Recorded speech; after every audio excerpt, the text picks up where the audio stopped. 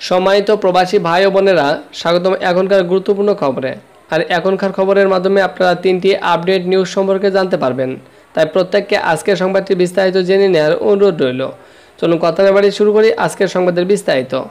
শুরুতেই জানিয়ে দেব ওমান প্রবাসীদের জরুরি বার্তা দিল দূতাবাস, এই সম্পর্কে বিস্তারিত সংবাদ। অনলাইন শিডিউল ব্যতীত ওমান প্রবাসীদের ই পাসপোর্ট আবেদনপত্র জমা না নেওয়ার ঘোষণা দিয়েছে মাস্কটের বাংলাদেশ দূতাবাস। চলতি মাস থেকে ই পাসপোর্ট আবেদনপত্র জমা ও এনরোলমেন্ট কার্যক্রম অনলাইন শিডিউল অনুযায়ী পরিচালনার সিদ্ধান্ত নেওয়া হয়েছে। রবিবার বাংলাদেশ দূতাবাসের পাসপোর্ট ও ভিসা উইং কাউন্সিলের রোশন আরা পলি স্বাক্ষরিত এক বিজ্ঞপ্তিতে এই তথ্য জানানো হয়।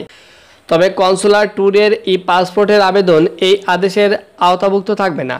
বিজ্ঞপ্তিতে বলা হয়, আগামী 19 মে থেকে বাংলাদেশ দূতাবাস মাস্কটে ই পাসপোর্ট আবেদনপত্র জমা ও এনরোলমেন্ট কার্যক্রম অনলাইন শিডিউল অনুযায়ী চলবে। এদিকে জাল পাসপোর্ট বিক্রি, গ্রেপ্তার 2 প্রবাসী বাংলাদেশি। জাল পাসপোর্ট বিক্রির অভিযোগে এক প্রবাসী বাংলাদেশি ও এক ফিলিপাইন নারীকে গ্রেপ্তার করেছে মালয়েশিয়ান ইমিগ্রেশন বিভাগ। গত শুক্রবার 10 মে বিশেষ অভিযানে তাদেরকে গ্রেপ্তার করা হয়। আজ সোমবার 13 মে সংবাদ সম্মেলনে এসব তথ্য জানান মালয়েশিয়ার অভিবাসন বিভাগের মহাপরিচালক রুসলিন জুসো। তিনি জানান, সন্দেহভাজন 38 বছর বয়সী প্রবাসী বাংলাদেশি অবু ভাই নামে পরিচিত। এদিকে ইমিগ্রেশনের হাতে ফের 27 প্রবাসী বাংলাদেশি আটক। জহরের রাজ্য অবৈধ ও কাগজপত্রবিহীন 27 জন প্রবাসী বাংলাদেশি সহ 40 জন অবৈধ অভিবাসীকে আটক করেছে মালয়েশিয়ার ইমিগ্রেশন বিভাগ।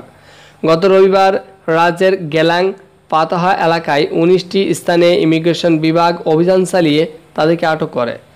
এদিকে রাজ্যের ইমিগ্রেশন বিভাগের ভারপ্রাপ্ত পরিচালক মোহাম্মদ ফয়জাল শামসুদ্দিন এক বিবৃতিতে জানিয়েছেন, রাজ্যে বসবাসকারী বৈধ ভ্রমণ নথি নেই বা অবৈধ বিদেশিদের সম্পর্কে জনসাধারণের তথ্যের ভিত্তিতে এই অভিযান চালানো হয়েছে। এই অভিযানে মোট 246 জন বিদেশিকে আটক করা হয়েছে। আটককৃত অভিবাসীদের মধ্যে বাংলাদেশের 27 জন, ভারতের 7 জন, নেপাল 3 জন, পাকিস্তান 2 জন, একজন চীনের নাগরিক রয়েছে। অভিবাসীদের বয়স 19 থেকে 42 বছরের মধ্যে রয়েছে। প্রবাসীগণ, এই ছিল আজকের মতো সংবাদ। পরবর্তী সংবাদটি পাওয়ার জন্য চ্যানেলটি সাবস্ক্রাইব করে বেল আইকনটি অন করে রাখবেন।